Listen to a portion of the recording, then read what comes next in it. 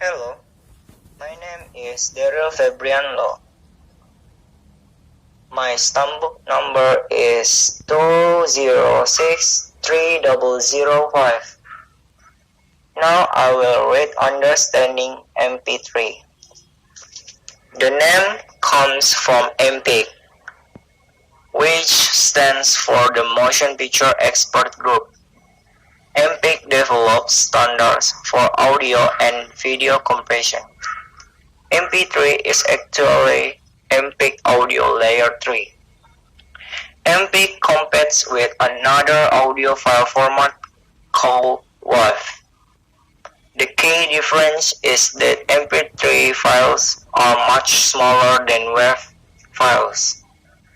An MP3 file can store a minute of sound per megabyte, while a WAV file needs 11 or 12 megabytes to hold the same amount.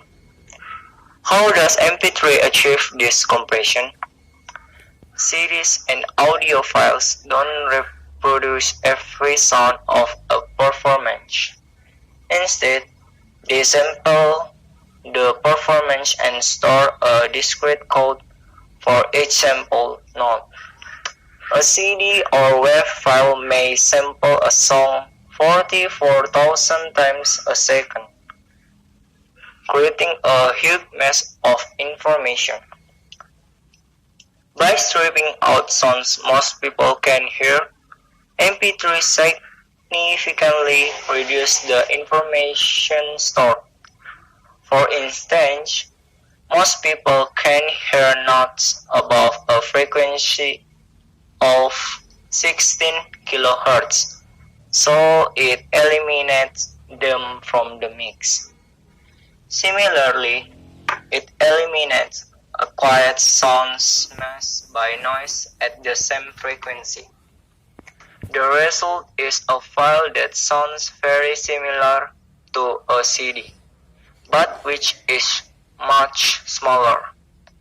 An MP3 file can contain spoken word performance, such as radio shows or audiobooks, as well as music.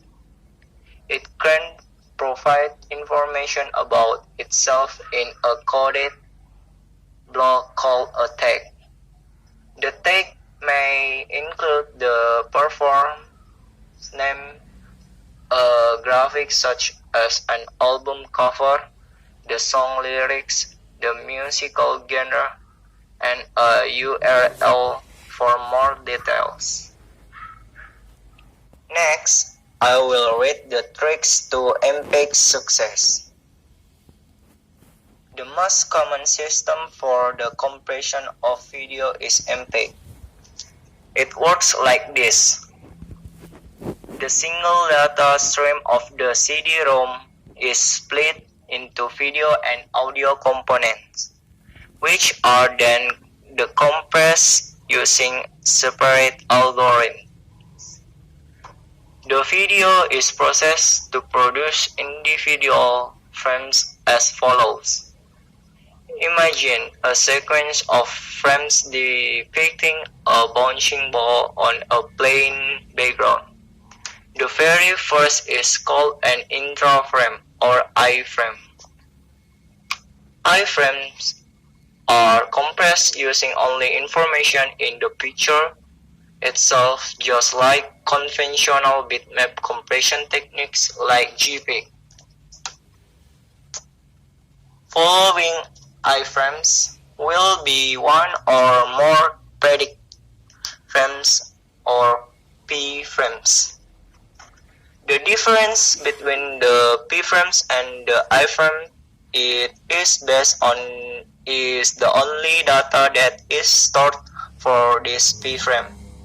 For example, in the case of a bouncing ball, the p-picture is stored simply as a description of how the position of the ball has changed from the previous iframe. This takes up a fraction of the space that will be used if you store the p-frame as a picture in its own right. Shape or color change are also stored in the p-frame. The next p-frame may also be based on this p-frame, and so on. Storing difference between the frames gives the massive reduction in the amount of information needed to reproduce the sequence. Only a few p-frames are allowed before a new iframe is introduced into the sequence as a new reference point. Since a small margin of error creeps in with each p-frame. Between I and p frames are bidirectional frames or b-frames, based on the nearest I or p frames both before and after them. In our bouncing ball example, in a b-frame, the picture is stored as the difference between the previous I or p frame and the b frame, and as the difference between the b frame and the following I or p frame. To recreate the b frame when playing back the sequence, the MPEG algorithm uses a combination of two references. There may be a number of b frames between I or p frames. No other frame is ever based on a p frame, so they don't propagate errors like p frames. Typically, you will have 2 or 3 bits between is or base,